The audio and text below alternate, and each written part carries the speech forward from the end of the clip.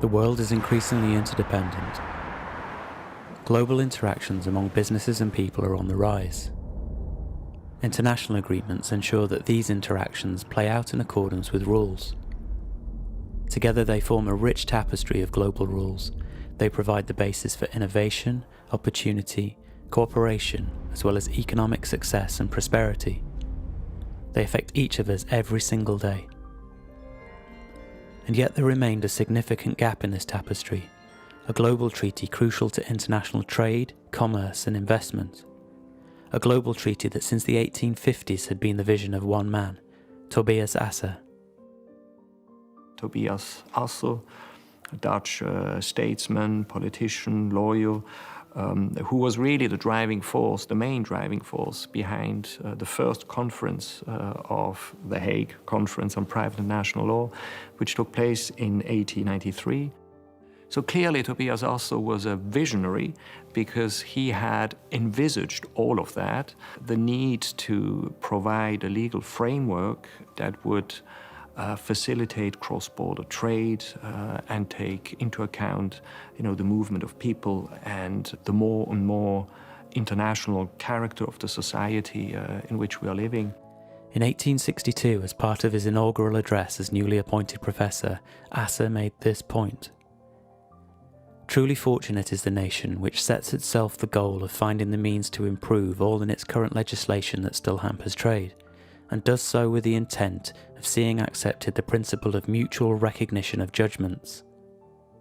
He foresaw the benefits to be gained from a simple, efficient and predictable framework that supports the domestic recognition and enforcement of foreign judgments, a more reliable judicial infrastructure that supports international transactioning, a framework that would raise the level of certainty in the context of international trade, commerce and investment. In the summer of 2019, more than 400 delegates gathered in The Hague, the city of peace and justice, to fulfill Tobias Asser's vision and close the significant gap. The 2019 HCCH Judgments Convention. And so here we are, June, July 2019, finalizing this convention. The convention has been a long time in the making, I would say yes and no. Agreements like this don't happen very often, and they don't materialize out of thin air. This specific convention had its origins about 7 years ago with an expert group that I chaired. And we've gone over and over it, we've explored the issues, we've crafted some text. I think that we've done the hard preparation work to make that possible. These were very intense discussions during the day. Some provisions were rather contentious and people spoke their minds. People tried to accommodate others' views. As the Secretary General mentioned, it was important to know that people wanted to cooperate with each other and that it was inclusive. It is a process that goes in several directions at the same time. The plenary discussion where you have the assessment of the general views of states and members of the conference, legal opinions were expressed, but then you have to work on texts. And texts have to be crafted by states, by participants, and also the drafting committee. I am absolutely delighted and grateful to all states and experts involved that we are about to finalize this convention, to adopt this important convention, and to fill a really important practical gap that has existed until now. The gap was filled on 2nd July 2019, when the 22nd diplomatic session of the HCCH adopted the 2019 HCCH Judgments Convention. As envisaged by Asser, the new Judgments Convention will strengthen certainty and the predictability in international transactioning. It will provide parties with the important ability to make informed strategic choices in dispute resolution. The new convention will enhance global access to justice. It will be a game changer in the sense that the world hasn't had such a convention until now. And the convention is going to fill a very important gap for the commercial community and commercial operators. The Judgment Convention puts together rules to make recognition and enforcement of judgments given by one state to be recognized in another state.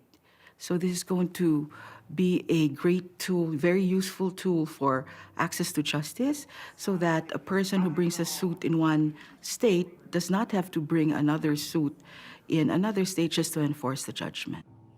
Well, when it enters into force, it will do is to provide a tool for parties, for litigants, to select the best, I could say, legal strategy to pursue certain goals according to law, and to have a respected common legal framework if the case arises in which one of the litigants has to pursue the enforcement of a judgment abroad for several reasons, because the assets or the person is abroad. Help people make informed decisions about where to litigate in the first place. So the convention doesn't have any rules about where you can litigate, but what it does is say, well, what courts are appropriate? Which contracting states are appropriate contracting states in which to bring your claim, with the result the judgment will be recognised and enforced somewhere else. But the new convention will not only help people to decide whether and where to litigate, it will also offer them more choice concerning the dispute resolution mechanism to use. And the 2019 Judgments Convention will allow parties to predict whether their judgment, obtained in one state, will be enforceable under the laws of another state, as under convention, legal systems will become more open. So it makes the law more accessible at a number of points. First of all, this convention will enable you or your lawyers to work out pretty quickly which countries it will be easy to enforce in. Then roll forward to the time when you've got your judgment. So what it does is make it easier to find out where else you can recognise and enforce. You look to one instrument which is accessible in your country rather than lots of different national laws in each other state. And you can figure out what the conditions are for recognition and enforcement, work out whether you meet them or not, and then it will make that process simpler and faster. At the moment, there's a huge range of different processes in different countries. Some of them, in theory, you can get a judgment enforced, but in practice, it's very difficult. This should make it much easier, much faster, and, as always, when you make things easier and faster in the legal world, cheaper. But the 2019 Judgments Convention will only make a real difference to the costs of cross-border litigation if the convention's rules and mechanisms are available to a large number of international actors. And so the HCCH's work did not end on 2nd July 2019 with the formal adoption of a new treaty. My main wish is that it is widely ratified and that happens fast. So fast for an international convention doesn't mean overnight. Doesn't maybe even mean 1 year, but I would like to think that 5 years out from signing, we would have a significant number of states that are parties to this. A quick entry into force of the convention, and a wish that the number of these ratifications would increase rapidly, that the convention has a quick impact on the global scene. This quick impact is essential for those for whom the HCCH created the convention, for people and businesses around the globe. In 2019, the HCCH gave the world a global treaty that facilitates the recognition and enforcement of judgments internationally.